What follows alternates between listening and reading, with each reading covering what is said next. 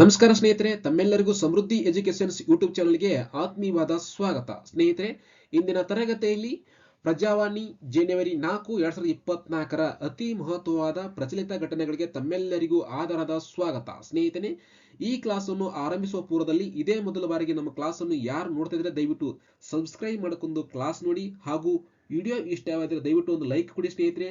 ಹಾಗೂ ಈ ಕ್ಲಾಸಿನ PDF notes ಬೇಕಾಗಿದ್ರೆ description box ನಲ್ಲಿ ನಮ್ಮ ಟೆಲಿಗ್ರಾಮ್ ಗ್ರೂಪಿನ ಲಿಂಕ್ ಅನ್ನು ಹಾಕಿರುತ್ತದೆ ಸ್ನೇಹಿತರೆ. ಅಲ್ಲಿ ಜಾಯಿನ್ ಆಗೋದ್ರ ಮೂಲಕ ಈ ಕ್ಲಾಸಿನ PDF ನೋಟ್ಸ್ ಅನ್ನು ಪಡೆಯಬಹುದು. ಸ್ನೇಹಿತರೆ, ಈ ಕ್ಲಾಸು ತುಂಬಾ ಇನ್ಫಾರ್ಮೇಟಿವ್ ಇದೆ, ದಯವಿಟ್ಟು ಸ್ಕಿಪ್ ಮಾಡದೆ ನೋಡಿ. ಬನ್ನಿ ಸ್ನೇಹಿತರೆ, ಇಂದಿನ ಕ್ಲಾಸ್ ಅನ್ನು ಆರಂಭಿಸೋಣ. ನೋಡಿ ಸ್ನೇಹಿತರೆ, ಆರ್ಟಿಕಲ್ ಇದೆ, ಹಣಕಾಸು ಆಯೋಗಕ್ಕೆ ಅಧ್ಯಕ್ಷರ ನೇಮಕ. ಅಂದ್ರೆ 16ನೇ ಹಣಕಾಸು ಆಯೋಗದ ಅಧ್ಯಕ್ಷರನ್ನು ನೇಮಕ ಮಾಡಿದ್ದಾರೆ. ಅದಕ್ಕೆ ಅರ್ಥಪೂರ್ಣ ಕೆಲಸಕ್ಕೆ ಹಲವಾರು ಸವಾಲಿದೆ. ಯಾಕಪ್ಪ ಅಂದ್ರೆ ಕೆಲವು ರಾಜ್ಯಗಳು ಅತಿ ಹೆಚ್ಚು ತೆರಿಗೆ GST ಸಂಗ್ರಹ ಮಾಡಿ ಕೇಂದ್ರಕ್ಕೆ ಕೊಡ್ತವೆ. ಆದರೆ ಕೇಂದ್ರದಿಂದ ಬರುವ ಪರಿಹಾರದಲ್ಲಿ ತಾರತಮ್ಯವಾಗುತ್ತಿದೆ ಅಂತೇಳಿ ಕರ್ನಾಟಕ ಸೇರಿದಂತೆ ವಿವಿಧ ರಾಜ್ಯಗಳು ಕೇಂದ್ರ ಸರ್ಕಾರ ವಿರುದ್ಧ ಅಸಮಾಧಾನವನ್ನು ಹೊರಹಾಕಿರುವ ಸಂದರ್ಭದಲ್ಲಿ ಈಗ ಪ್ರೆಸೆಂಟ್ 16ನೇ ಹಣಕಾಸು ಆಯೋಗವನ್ನು ಅಧ್ಯಕ್ಷರನ್ನು ನೇಮಕ ಮಾಡಿದ್ದಾರೆ. ಈ ಸಂದರ್ಭದಲ್ಲಿ ಆ ಆಯೋಗದ ಮುಂದಿರುವ ಸವಾಲುಗಳು ಏನು, ಇದು ನಮ್ಮ ಪರೀಕ್ಷಾ ದೃಷ್ಟಿಯಿಂದ ಎಷ್ಟು ಇಂಪಾರ್ಟೆಂಟ್ ಆಗ್ತದಪ್ಪ ಅಂದ್ರೆ ಅಪ್ ಟು ನೆಕ್ಸ್ಟ್ 17ನೇ ಹಣಕಾಸು ಆಯೋಗ ಬರುವವರೆಗೆ ಇದು ತುಂಬಾ ಇಂಪಾರ್ಟೆಂಟ್ ಇರ್ತದೆ. ಹೀಗಾಗಿ ಒಂದು ಸಾರಿ ನಾವು ಹಣಕಾಸು ಆಯೋಗ ಸಂಬಂಧಪಟ್ಟಂತ ಇದನ್ನ ಯಾರು ನೇಮಕ ಮಾಡ್ತಾರ, ಇದರ ಸಂಬಂಧಪಟ್ಟ ವಿಧಿ ಯಾವುದು, ಒಮ್ಮೆ ಸರಿಯಾಗಿ ನಾವು ಇದನ್ನ ನೋಟ್ಸ್ ಮಾಡ್ಕೊಂಡ್ಬಿಟ್ರೆ ಬರುವ 5 ವರ್ಷಗಳವರೆಗೆ ನಾವು ಇದನ್ನ ರಿಪೀಟ್ ಓದೋ ಅವಶ್ಯಕತೆ ಇರೋದಿಲ್ಲ. ಓಕೆ ನೋಡಿ, ಇದು ಸಂಬಂಧಪಟ್ಟಂತ 2015ರಲ್ಲಿ FDA ಕ್ವಶನ್ ಆಗಿದೆ, SD ಆಗಿದೆ. ಅದೇ ಕ್ವಶನ್ ಅನ್ನು ಇಲ್ಲಿ ಹಾಕಿದ್ದೀನಿ. ಇದರ ಇಂಪಾರ್ಟೆನ್ಸ್ ಎಷ್ಟಿದೆ ಅನ್ನೋದು ಅದ್ರ ನಿಮಗೆ ಗೊತ್ತಾಗುತ್ತೆ. ಯಾಕಂದ್ರೆ ಒಂದು ಕ್ವಶನ್ ಫಿಕ್ಸ್ ಇದ್ದೇ ಇರ್ತದೆ. ನೋಡಿ, 14ನೇ ಹಣಕಾಸು ಆಯೋಗವು ಕೆಳಗಿನ ಯಾವ ಆಧಾರದ ಮೇಲೆ ರಾಜ್ಯಗಳಿಗೆ ಸಂಪನ್ಮೂಲಗಳನ್ನು ವಿತರಿಸುತ್ತಿದೆ ಅಂತಿದೆ. ನೋಡಿ, ಒಂದನೇದು ಜನಾಂಗೀಯ ಪರಿವರ್ತನೆ ಆಧಾರದ ಮೇಲೆ ದೂರದ ಪ್ರದೇಶ ಮತ್ತು ಅರಣ್ಯ ಪ್ರದೇಶ ಅಂತಿದೆ, ಒಂದನೇ ಆಪ್ಷನ್. ಎರಡನೇದು ಜನಸಂಖ್ಯಾ ಮೂಲ ಸೌಕರ್ಯ, ವಿತ್ತೀಯ ಶಿಸ್ತು ಮತ್ತು ಪ್ರದೇಶ ಅಂತಿದೆ. ಮೂರನೇದು ಜನಾಂಗೀಯ ಪರಿವರ್ತನೆಯ ಮೂಲ ಸೌಕರ್ಯಗಳು ಮತ್ತು ಪ್ರದೇಶ ಇದೆ. ನಾಲ್ಕನೇದು ಜನಸಂಖ್ಯೆ ಆದಾಯದ ಅಂತರ ಪ್ರದೇಶ ಮತ್ತು ವಿತ್ತೀಯ ಶಿಸ್ತಿದೆ. ಸ್ನೇಹಿತರೆ, ಇದಕ್ಕೆ ಸರಿಯಾದ ಆನ್ಸರ್ ಬಂದು ಜನಾಂಗೀಯ ಪರಿವರ್ತನೆ ಆದಾಯದ ದೂರ ಪ್ರದೇಶ ಮತ್ತು ಅರಣ್ಯ ಪ್ರದೇಶ ಆಧಾರದ ಮೇಲೆ 14ನೇ ಹಣಕಾಸು ಆಯೋಗವು ಸಂಪನ್ಮೂಲಗಳನ್ನು ರಾಜ್ಯಗಳಿಗೆ ವಿತರಣೆ ಮಾಡಿದೆ. ಹಾಗಾದ್ರೆ 14ನೇ ಹಣಕಾಸು ಆಯೋಗದ ಅಧ್ಯಕ್ಷರು YV ರೆಡ್ಡಿ. ಓಕೆ, ಹಾಗಾದ್ರೆ 15ನೇದು NK ಸಿಂಗ್. 16ನೇದು ಪಣಗೇರಿಯ. ಓಕೆ ನೋಡಿ, ಈ ಆರ್ಟಿಕಲ್ ನಿಂದ ಏನೇನು ತಿಳ್ಕೋಬೇಕಪ್ಪ, ಓವರ್ ಆಲ್ ಆರ್ಟಿಕಲ್ ನಿಂದ ಒಂದೇದು ಹಣಕಾಸು ಆಯೋಗದ ಬಗ್ಗೆ ತಿಳ್ಕೋಬೇಕು, ಹಣಕಾಸು ಆಯೋಗ ಫೈನಾನ್ಸ್ ಕಮಿಷನ್ ಬಗ್ಗೆ. ಒಳ್ಳೆ ಇದರದ ಅವಧಿ ತಿಳ್ಕೋಬೇಕು, 2026ರಿಂದ 2031ರವರೆಗೆ ಇದರ ಅಧಿಕಾರಾವಧಿ ಇರ್ತದೆ.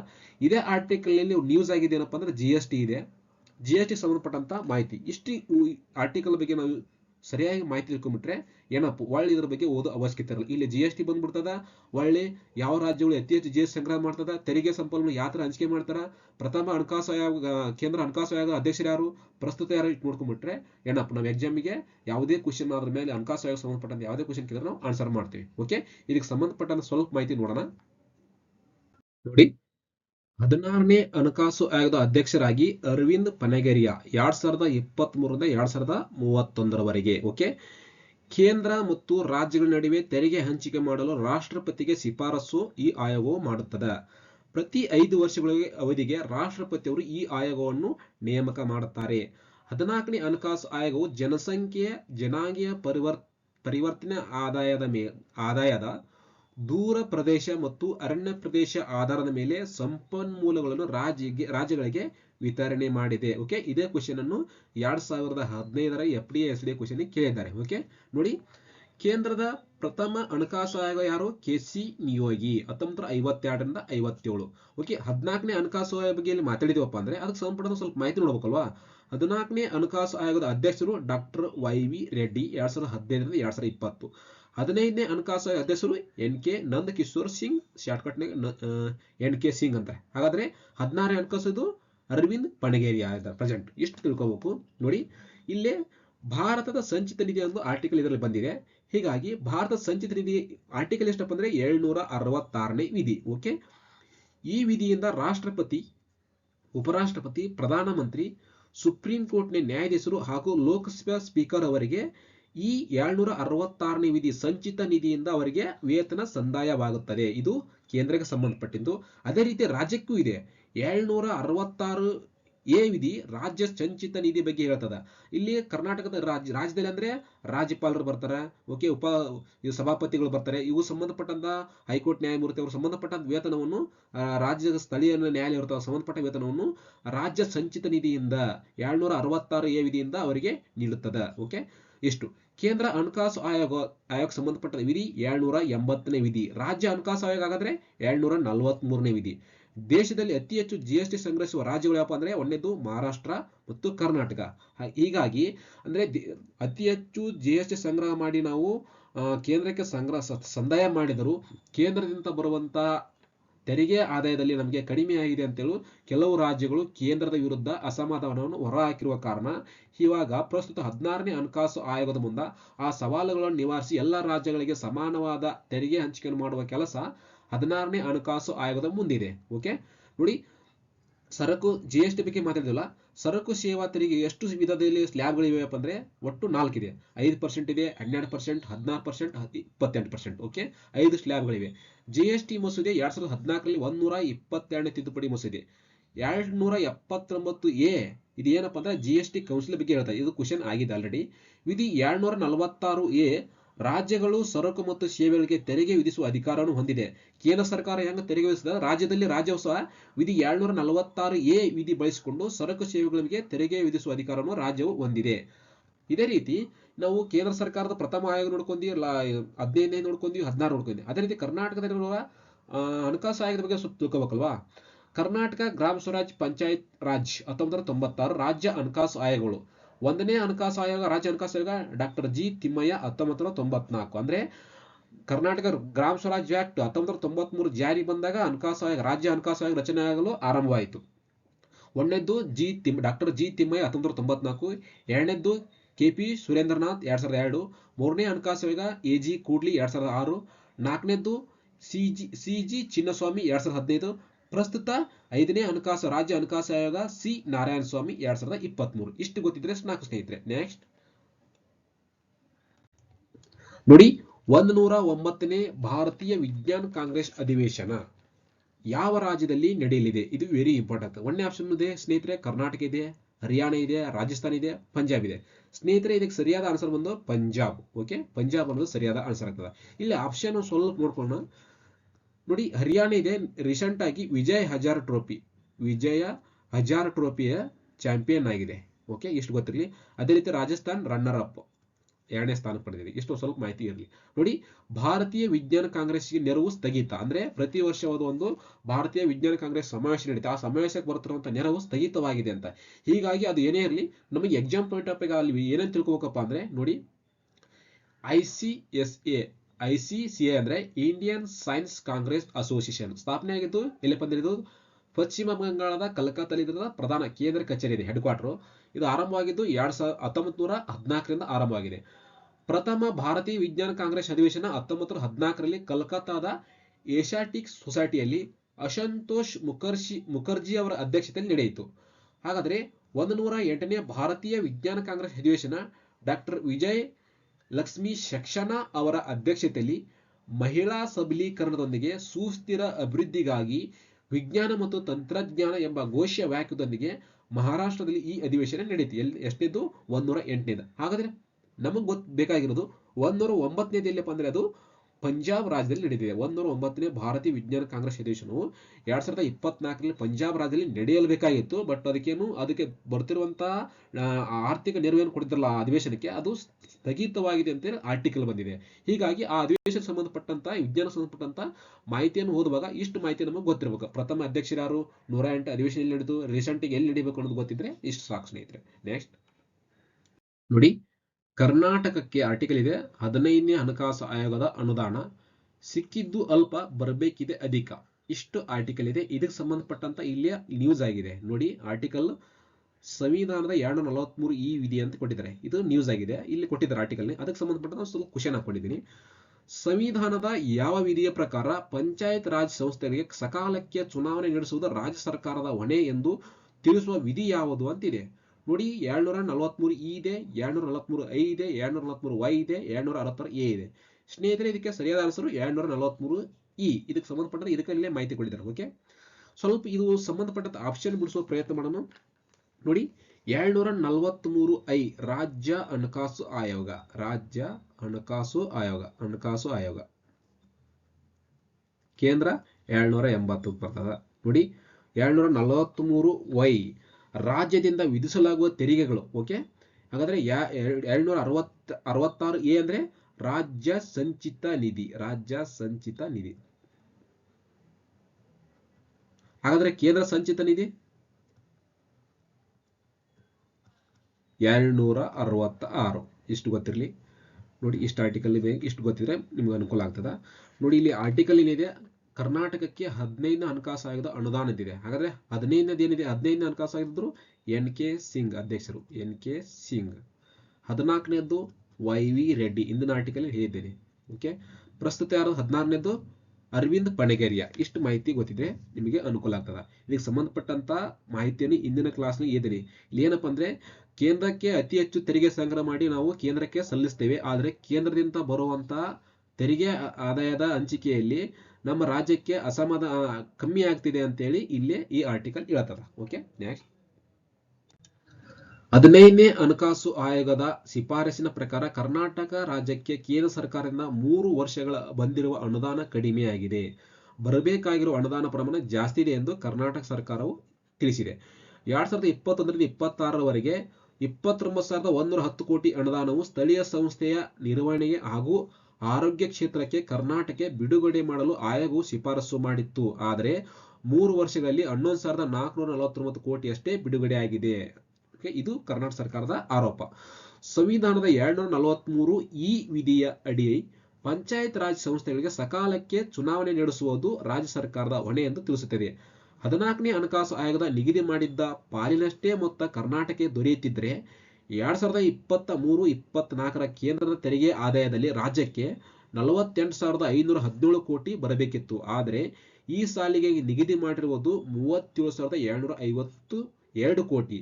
ಹಾಗಾದ್ರೆ 15ನೇ ಹಣಕಾಸು ಆಯೋಗದ ನೀತಿಯಿಂದಾಗಿ 2023-24ರ ಆರ್ಥಿಕ ವರ್ಷದಲ್ಲಿ ಒಂದರಲ್ಲಿ ಕರ್ನಾಟಕಕ್ಕೆ 11,765 ಕೋಟಿಯಷ್ಟು ಕಡಿಮೆ ಆದಾಯ ಕರ್ನಾಟಕ ಸರ್ಕಾರಕ್ಕೆ ಬಂದಿದೆ. ಹೀಗಾಗಿ ಈ ಎಲ್ಲಾ ಸವಾಲುಗಳನ್ನು ನಮಗೆ 16ನೇ ಹಣಕಾಸು ಆಯೋಗದಲ್ಲಿ ಬಗೆಹರಿಸಿಕೊಡಿ, ನಮಗೆ ಸರಿಯಾದ ರೀತಿಯಲ್ಲಿ ತೆರಿಗೆಯನ್ನು ಹಂಚಿಕೊಂಡು ನಮ್ಮ ರಾಜ್ಯಕ್ಕೆ ನಾವು ಅಭಿವೃದ್ಧಿ ಕೆಲಸ ಮಾಡಲು ಅನುಕೂಲ ಮಾಡಿಕೊಡಿ ಅಂತೇಳಿ ಕರ್ನಾಟಕ ಸರ್ಕಾರವು ಕೇಂದ್ರ ಸರ್ಕಾರದ ಮೇಲೆ ಒತ್ತಡವನ್ನು 16ನೇ ಹಣಕಾಸು ಆಯೋಗದ ಮೂಲಕ ಒತ್ತಡವನ್ನು ಹೇರ್ತಾ ಇದೆ. ಓಕೆ, ನೆಕ್ಸ್ಟ್ ನೋಡಿ, ಆರ್ಟಿಕಲ್ ಇದೆ, ಮಕ್ಕಳ ಸ್ನೇಹಿತ ತರಗತಿ ಬೇಕು ಖಾತ್ರಿ. ಓಕೆ, ಇದಕ್ಕೆ ಸಂಬಂಧಪಟ್ಟಂತ ಆರ್ಟಿಕಲ್ ಇಷ್ಟ ಓದಬಾರ್ದು ನೀವು. ಇಲ್ಲೇ ತುಂಬಾ ಎಕ್ಸಾಮ್ ಸಂಬಂಧಪಟ್ಟ ತುಂಬಾ ಇನ್ಫಾರ್ಮೇಶನ್ ಇದೆ. ಇಂಥವು ಆರ್ಟಿಕಲ್ ಇವು KS ಪ್ರಿಲಿಮ್ಸ್ಗೆ ತುಂಬಾ ಯೂಸ್ ಆಗ್ತದೆ. ನೋಡಿ, ಸ್ವತಂತ್ರ ಪೂರ್ವದಲ್ಲಿ ಭಾರತದಲ್ಲಿ ಶಿಕ್ಷಣ ಆಯೋಗ ಸಂಬಂಧಪಟ್ಟ ಮಾಹಿತಿ ಕೊಟ್ಟಿದ್ದಾರೆ. ಓಕೆ, ಶಿಕ್ಷಣ ವ್ಯವಸ್ಥೆ ಹೇಗಿದೆ ಅಂತ ಅದನ್ನು ಕೊಟ್ಟಿದ್ದಾರೆ. ನೋಡಿ, ಕ್ವಶನ್ ನೋಡಿ, ಇದಕ್ಕೆ ಕೇಂದ್ರ ಸರ್ಕಾರವು 2021-22ರಲ್ಲಿ ಪ್ರಕಟಿಸಿರುವ ಅಂಕಿ ಅಂಶಗಳ ಪ್ರಕಾರ ಪ್ರೌಢಶಾಲಾ ಹಂತದಲ್ಲಿ 9 ಮತ್ತು 10ನೇ ತರಗತಿ ಮಕ್ಕಳು ಶಾಲೆ ಬಿಡುವ ಪ್ರಮಾಣ ಯಾವ ರಾಜ್ಯದಲ್ಲಿ ಜಾಸ್ತಿ ಇದೆ, ಅತಿ ಹೆಚ್ಚು ಇದೆ ಅಂತ ಕೇಳಿದರೆ 1ನೇ ಆಪ್ಷನ್ ಇದೆ ಬಿಹಾರ್ ಇದೆ, ಒಡಿಶಾ ಇದೆ, ಉತ್ತರ ಪ್ರದೇಶ ಇದೆ, ಮೇಘಾಲಯ ಇದೆ. ನೋಡಿ, ನಾವು ಆಲ್ಮೋಸ್ಟ್ ಆನ್ಸರ್ ಅಲ್ಲಿ ಜನಸಂಖ್ಯೆ ಜಾಸ್ತಿ, ನಿರುದ್ಯೋಗ ಜಾಸ್ತಿ ಅಂತ ತಿಳ್ಕೊಂಡು ಆಲ್ಮೋಸ್ಟ್ ಬಿಹಾರ್ ಆನ್ಸರ್ ಮಾಡ್ತೀವಿ. ಬಟ್ ಹಂಗಿರಲ್ಲ, ವೈಜ್ಞಾನಿಕವಾಗಿ ಅಧ್ಯಯನ ಮಾಡಿರ್ತಾರೆ, ಅದಕ್ಕೆ ರಿಪೋರ್ಟ್ ಬಂದಿರುತ್ತೆ. ಇದಕ್ಕೆ ಸರಿಯಾದ ಆನ್ಸರ್ ಬಂದ ಸ್ನೇಹಿತರೆ ಒಡಿಶಾ ಅನ್ನೋದು ಸರಿಯಾದ ಆನ್ಸರ್. ಎಷ್ಟಿದೆ ಇಲ್ಲಿ ಒಡಿಶಾ ರಾಜ್ಯದಲ್ಲಿ 27 ಪ್ರಮಾಣ ಇದೆ, 27%. ಓಕೆ, ಒಡಿಶಾ ರಾಜ್ಯದಲ್ಲಿ ಶಾಲೆ ಬಿಡುವ ಪ್ರಮಾಣ 27%. ಅದೇ ರೀತಿ ನೆಕ್ಸ್ಟ್ ಯಾವುದಪ್ಪ ಅಂದ್ರೆ ಮೇಘಾಲಯ ಇದೆ 21%. ಓಕೆ, ಬಿಹಾರ್ 20 ಇದೆ. ಇಷ್ಟು ಮಾಹಿತಿ ಗೊತ್ತಿರಬೇಕು ನಮಗೆ.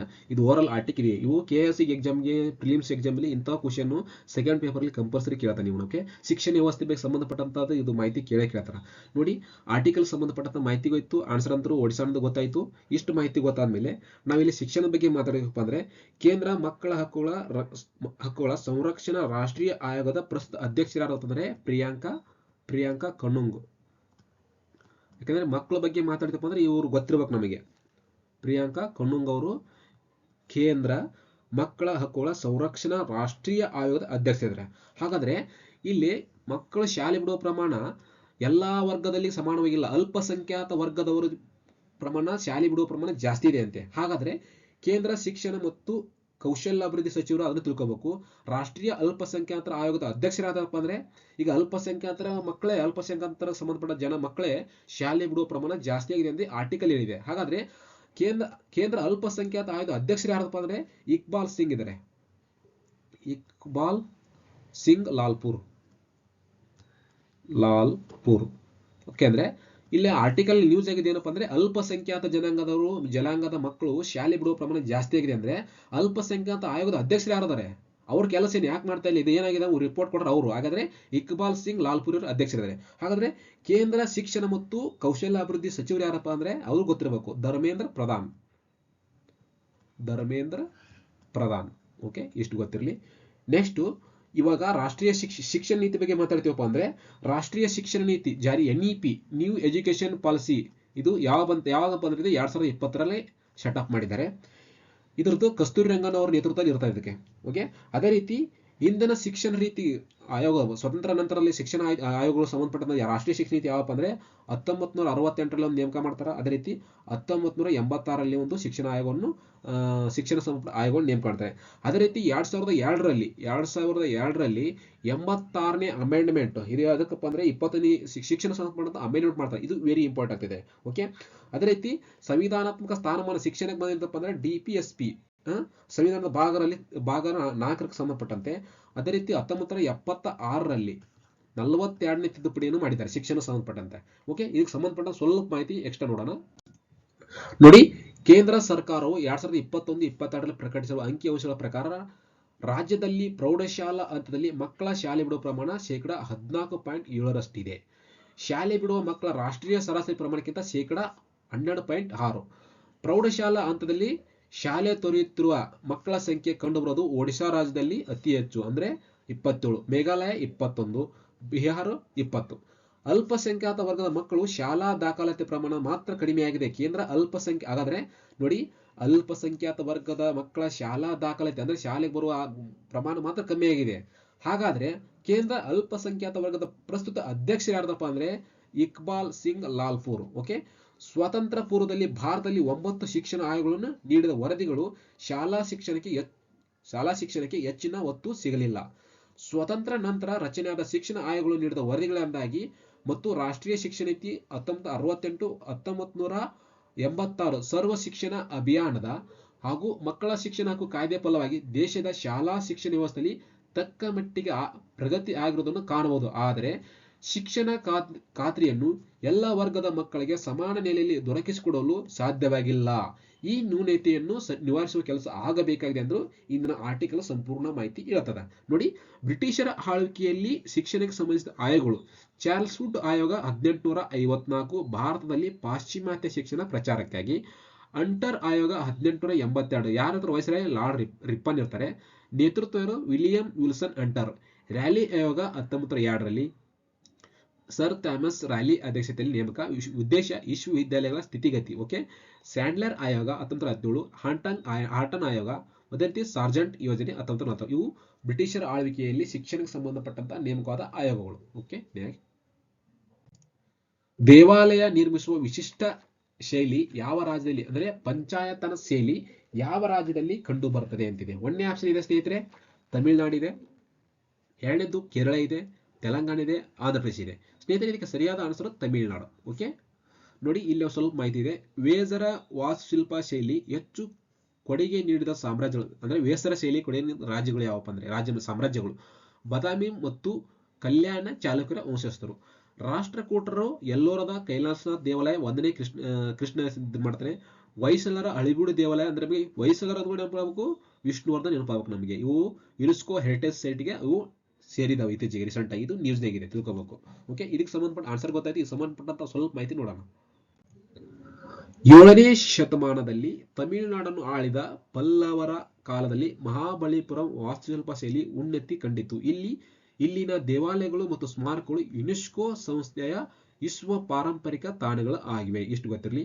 ಮಹಾಬಲಿಪುರದ ದಕ್ಷಿಣ ಭಾರತದ ಅತ್ಯಂತ ಹಳೆಯ ದೇವಾಲಯಗಳಿದ್ದು ಇವುಗಳನ್ನು ಧರ್ಮರಾಜ ರಥ, ಭೀಮರಥ, ಅರ್ಜುನ ರಥ ಎಂಬ ಅತ್ಯಂತ ದೊಡ್ಡ ದೇವಾಲಯಗಳು ಇಲ್ಲಿವೆ. ಚೋಳರ ಕಾಲದಲ್ಲಿ 100 ದೇವಾಲಯಗಳು ದಕ್ಷಿಣ ಭಾರತದಲ್ಲಿ ನಿರ್ಮಿಸಲಾಯಿತು. ಪಲ್ಲವರ ಆಳ್ವಿಕೆಯ ಸಂದರ್ಭದಲ್ಲಿ ವಾಸ್ತುಶಿಲ್ಪಕ್ಕೆ ಹೋಲಿಕೆ ಇದ್ದರೂ ಇದನ್ನು ದ್ರಾವಿಡ ಶೈಲಿ ವಾಸ್ತುಶಿಲ್ಪ ಎಂದು ಕರೆಯಬಹುದು. ದ್ರಾವಿಡ ಶೈಲಿಯ ಲಕ್ಷಣಗಳು: ದೇವಾಲಯ ಸುತ್ತಲ ಎತ್ತರದ ಗೋಡೆಗಳು ನಿರ್ಮಿಸಲಾಗಿರುತ್ತದೆ. ದೇವಾಲಯ ಪ್ರವೇಶ ದ್ವಾರದಲ್ಲಿ ಎತ್ತರದ ಗೋಪುರಗಳಿರುತ್ತವೆ. ನಾಡ ಶೈಲಿಯ ದೇವಾಲಯಗಳಲ್ಲಿಯೂ ಪಂಚಾಯತನ ಶೈಲಿಯು ಕಾಣಬಹುದು. ಎಲ್ಲಿಪ್ಪ ಅಂದ್ರೆ ಅದು ಪಲ್ಲವರ ಕಾಲದಲ್ಲಿ ತಮಿಳುನಾಡಲ್ಲಿ ಕಂಡು ಬರ್ತದ. ಕ್ವಶನಿಗೆ ಆನ್ಸರ್ ಸಿಕ್ತು. ದ್ರಾವಿಡ ವಾಸ್ತುಶಿಲ್ಪಿಯ ದೇಗುಲಗಳು. 1ನೇ ರಾಜರಾಜ ನಿರ್ಮಿಸಿದ ತಂಜಾವೂರಿನ ಬಳಿ ಇರುವಂತ ಬೃಹದೇಶ್ವರ ದೇವಾಲಯ. ಹಾಗಾದ್ರೆ ಬೃಹದೇಶ್ವರ ದೇವಾಲಯ ನಿರ್ಮಿಸಿದವರು 1ನೇ ರಾಜರಾಜ. ಓಕೆ, ಅದೇ ರೀತಿ 1ನೇ ರಾಜೇಂದ್ರ ನಿರ್ಮಿಸಿರುವ ಗಂಗೈಕೊಂಡ ಚೋಳಪುರಂ ದೇವಾಲಯ. ದ್ರಾವಿಡ ವಾಸ್ತುಶಿಲ್ಪ ದೇಗುಲಗಳು ಇವು. ಇತರೆ ವಾಸ್ತುಶಿಲ್ಪ ಶಿಲ್ಪಿಗಳು. ನಾಯಕ್ ವಾಸ್ತುಶಿಲ್ಪ ಶೈಲಿ. ಈ ಸ್ವರೂಪದ ವಾಸ್ತುಶಿಲ್ಪವನ್ನು ಮದುರೈ ವಾಸ್ತುಶಿಲ್ಪ ಎಂದು ಕೂಡ ಕರೆಯಲಾಗುತ್ತದೆ. ಈ ಶೈಲಿಯು 16ನೇ ಶತಮಾನದಿಂದ 18ನೇ ಶತಮಾನದ ಅವಧಿಯಲ್ಲಿ ಉಚ್ಚಾಯ ಸ್ಥಿತಿ ತಲುಪಿತ್ತು. ಇದಕ್ಕೆ ಉದಾಹರಣೆ ಅಂದ್ರೆ ಮದುರೈ ಮೀನಾಕ್ಷಿ ದೇವಾಲಯ ಒಂದು ಪ್ರಸಿದ್ಧಿಯಾಗಿದೆ. ವೇಸರ ವಾಸ್ತುಶಿಲ್ಪ ಶೈಲಿ. ಈ ಶೈಲಿಯನ್ನು ಕರ್ನಾಟಕದ ವಾಸ್ತುಶಿಲ್ಪ ಶೈಲಿ ಎಂದು ಕರೆಯಬಹುದು. 7ನೇ ಶತಮಾನದ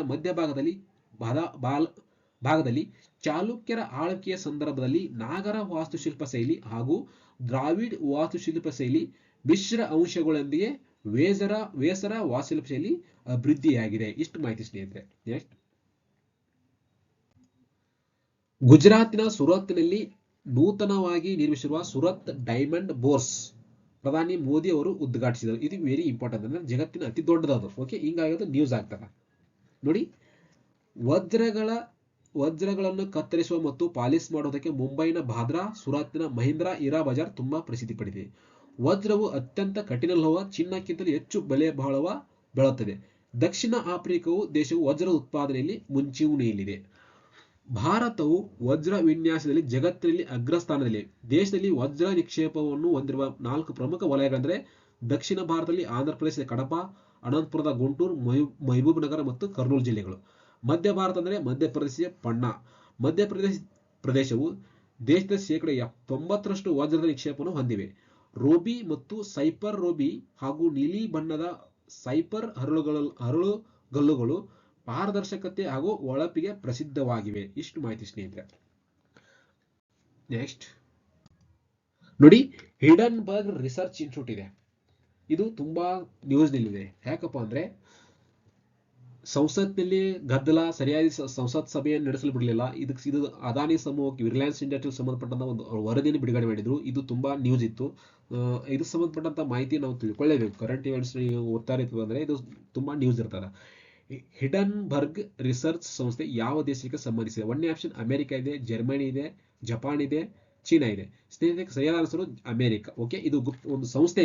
ಅದು ಅದಾನಿ ವಿರುದ್ಧ ಒಂದು ರಿಪೋರ್ಟ್ ಅನ್ನು, ಅದಾನಿ ವಿರುದ್ಧ ಅಂದ್ರೆ ರಿಲಯನ್ಸ್ ಇಂಡಸ್ಟ್ರಿಯಲ್ ಷೇರು ಮಾರುಕಟ್ಟೆ ಬಗ್ಗೆ ಸಂಬಂಧಪಟ್ಟ ಒಂದು ಸಂಸ್ಥೆ ಒಂದು ರಿಪೋರ್ಟ್ ಅನ್ನು ಬಿಡುಗಡೆ ಮಾಡಿತ್ತು. ಇದರ ವಿರುದ್ಧವಾಗಿ ಅವರಿಗೆ ಅದಾನಿ ವಿರುದ್ಧ SIT ತನಿಖೆ ಮಾಡಲು ಸುಪ್ರೀಂ ಕೋರ್ಟ್ಗೆ ಅರ್ಜಿ ಸಲ್ಲಿಸಿದ್ರು. ಹೀಗಾಗಿ ಅದನ್ನ ಸುಪ್ರೀಂ ಕೋರ್ಟ್ ಏನ್ ಮಾಡಿದೆ? ನಿರಾಕರಣೆ ಮಾಡಿದೆ. ಹೀಗಾಗಿ ಈ ಓವರಾಲ್ ಆರ್ಟಿಕಲ್ ನಲ್ಲಿ ಏನೇನ್ ನ್ಯೂಸ್ ಆಗುತ್ತಪ್ಪ ಅಂದ್ರೆ ನಮಗೆ ಅದನ್ನ ಎಕ್ಸಾಂಪಲ್ ಟೈಪ್ ಅಂದ್ರೆ SIT ಒಂದು ಕೊಟ್ಟು ಬರ್ತದಕ್ಕೆ ಇಲ್ಲಿ ಸುಪ್ರೀಂ ಕೋರ್ಟ್ ಹೇಳಿದೆ. SIT ಅಂದ್ರೆ ಸ್ಪೆಷಲ್ ಇನ್ವೆಸ್ಟಿಗೇಷನ್ ಟೀಮ್. SIT ಅಂದ್ರೆ ಗಂಭೀರ ಅಪರಾಧಗಳ ತನಿಖೆಯಾಗಿ ರಚನೆ ಮಾಡಲಾಗಿದೆ. ಭಾರತ ಸುಪ್ರೀಂ ಕೋರ್ಟ್, ಕೇಂದ್ರ ಸರ್ಕಾರ ಮತ್ತು ರಾಜ್ಯ ಸರ್ಕಾರದ ಪ್ರಕರಣದಲ್ಲಿ ಭಾಗಿಯಾಗಿದ್ದರೆ ಇದನ್ನು SIT ತನಿಖೆ ಕೊಟ್ಟು ದೇಶದ ಗಂಭೀರ ಪ್ರಕರಣ ತನಿಖೆಯನ್ನು ಮಾಡಿಸ್ತಾರೆ. ಇದಕ್ಕೆ ಸಂಬಂಧಪಟ್ಟಂತ SIT ಬಗ್ಗೆ ಇದರಲ್ಲಿ ಬಂದಿದೆ ಆರ್ಟಿಕಲ್. ಓಕೆ, ಅದೇ ರೀತಿ CBI ಬಂದಿದೆ ಇಲ್ಲಿ. ಓಕೆ, CBI ಬಂದಿದೆ ಅಂದ್ರೆ ಅದ್ರ ಬಗ್ಗೆ ಸ್ವಲ್ಪ ಮಾಹಿತಿ ನೋಡ್ಕೋಬೇಕು. CBI ಅಂದ್ರೆ ಸೆಂಟ್ರಲ್ ಬ್ಯೂರೋ ಆಫ್ ಇನ್ವೆಸ್ಟಿಗೇಷನ್.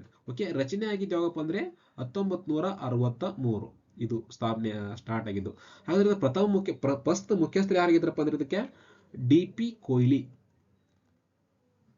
CBIನ ಪ್ರಥಮ ಮುಖ್ಯಸ್ಥರು. ಇವರಿಗೆ ಪದ್ಮವಿಭೂಷಣ ಪ್ರಶಸ್ತಿ ಸಹ ಕೊಟ್ಟಿದ್ದಾರೆ.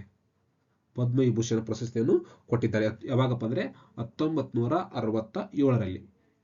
ಹಾಗಾದ್ರೆ ಪ್ರಸ್ತುತ ಅಧ್ಯಕ್ಷರು ಯಾರಪ್ಪ CBI ಅಂದ್ರೆ? CBI ಯಾವ್ರೆ?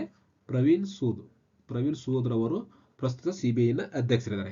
ಇಷ್ಟು ಇಲ್ಲಿ ಪ್ರಜಾವಾಣಿ ಆರ್ಟಿಕಲ್ ಬಂದಾಗ ಒಂದು ಸ್ವಲ್ಪ ಗ್ಲಾನ್ಸ್ ಮಾಡ್ಕೊಂಡ್ಬಿಟ್ರೆ ಸ್ಟಾಕ್ ಒಳ್ಳೆದ್ರ ರಿಟರ್ನ್ ಹೋಗಿ ಓದೋ ಅವಶ್ಯಕತೆ ನಮಗಿರಲ್ಲ. ಓಕೆ, ಇದಕ್ಕೆ ರೆಸ್ಪಾನ್ಸಿಬಲ್ ಪೂರ್ತಿ ಜವಾಬ್ದಾರಿ ಯಾರಪ್ಪ ಅಂದ್ರೆ PM ಅಂದ್ರೆ ಪ್ರಧಾನಮಂತ್ರಿ ಯಾರ್ತಾರೆ ಅವರೇ ರೆಸ್ಪಾನ್ಸಿಬಿಲಿಟಿ ಆಗಿರ್ತಾರೆ. ಓಕೆ, CBIನ ಅಕಾಡೆಮಿ ಎಲ್ಲಿದೆಪ್ಪ ಅಂದ್ರೆ CBI ಅಕಾಡೆಮಿ ಅಂದ್ರೆ ಉತ್ತರ ಪ್ರದೇಶದಲ್ಲಿದೆ. ಉತ್ತರ ಪ್ರದೇಶದ ಗಾಜಿಯಾಬಾದ್ನಲ್ಲಿ CBI ಅಕಾಡೆಮಿ ಇದೆ. ಅದೇ ರೀತಿ ಇನ್ನೊಂದು ಏನಾಗಿದೆ, ಇಲ್ಲಿ ಷೇರು ಮಾರ್ಕೆಟ್ಗೆ ಸಂಬಂಧಪಟ್ಟಂತ ಒಂದು ವರದಿ ಬಿಡುಗಡೆ ಮಾಡುತ್ತೆ. ಹೀಗಾಗಿ ಸೆಬಿ ನ್ಯೂಸ್ ಆಗಿದೆ. ಸೆಬಿ ಏನಿದು? Security and exchanging board of India. SEBI ಅಂದ್ರೆ ಇದು ಫಾರ್ಮೇಶನ್ ಆಗಿದ್ದು ಯಾವಪ್ಪ ಅಂದ್ರೆ 1988ರಲ್ಲಿ. ಇದಕ್ಕೆ ಶಾಸನಾತ್ಮಕ ಸ್ಥಾನವನ್ನು ದೊರೆತಿದ್ದು 1992ರಲ್ಲಿ. ಓಕೆ, ಇದರ ಕೇಂದ್ರ ಕಚೇರಿ ಬಂದು ಮುಂಬೈನಲ್ಲಿದೆ. ಓಕೆ, ಇದರ ಮುಖ್ಯಸ್ಥ ಯಾರಪ್ಪ ಅಂದರೆ ಮಾಧುಬಿ ಪುರಿ ಬುಚ್, ಪ್ರಸ್ತುತ ಇದರ ಮುಖ್ಯಸ್ಥರು. ಓಕೆ, ಓವರಾಲ್ ಆರ್ಟಿಕಲ್ ಇಷ್ಟು ಮಾಹಿತಿ ತಿಳ್ಕೊಂಡ್ಬಿಟ್ರೆ ಸಾಕು ಸ್ನೇಹಿತರೆ ನಮಗೆ. ನೋಡಿ, ಇಲ್ಲಿ ಹಿಡನ್ಬರ್ಗ್ ಸಂಬಂಧಪಟ್ಟಂತ ಮಾಹಿತಿ. ಹಿಡನ್ಬರ್ಗ್ ಓವರಾಲ್ ನ್ಯೂಸ್ ಇದೆ ಅಂದ್ರೆ, ಹಿಡನ್ಬರ್ಗ್ ಇದು ರಿಸರ್ಚ್ ಇದೆಯಲ್ಲ, ಇದು ಸ್ಥಾಪನೆ ಆಗಿದೆ ಯಾವಾಗಪ್ಪ ಅಂದ್ರೆ 2017ರಲ್ಲಿ. ಸ್ಥಾಪಕ ಇದಕ್ಕೊಬ್ಬರು ಯಾರಪ್ಪ ಅಂದ್ರೆ ನಾಥನ್ ಆಂಡರ್ಸನ್ ಸ್ಥಾಪಕ. ಎಲ್ಲಿ ಬರ್ತಪ್ಪ ಅಂದ್ರೆ USA, ಯುನೈಟೆಡ್ ಸ್ಟೇಟ್ ಅಮೆರಿಕಾ. ಪ್ರಧಾನ ಕಚೇರಿ ನ್ಯೂಯಾರ್ಕ್ನಲ್ಲಿ ಇದೆ. ಇಷ್ಟು ಗೊತ್ತಿದೆ ಸಾಕು. ಓಕೆ, ಇಷ್ಟು ಮಾಹಿತಿ ಸಿಕ್ಕರೆ ಸಾಕು ನಮಗೆ.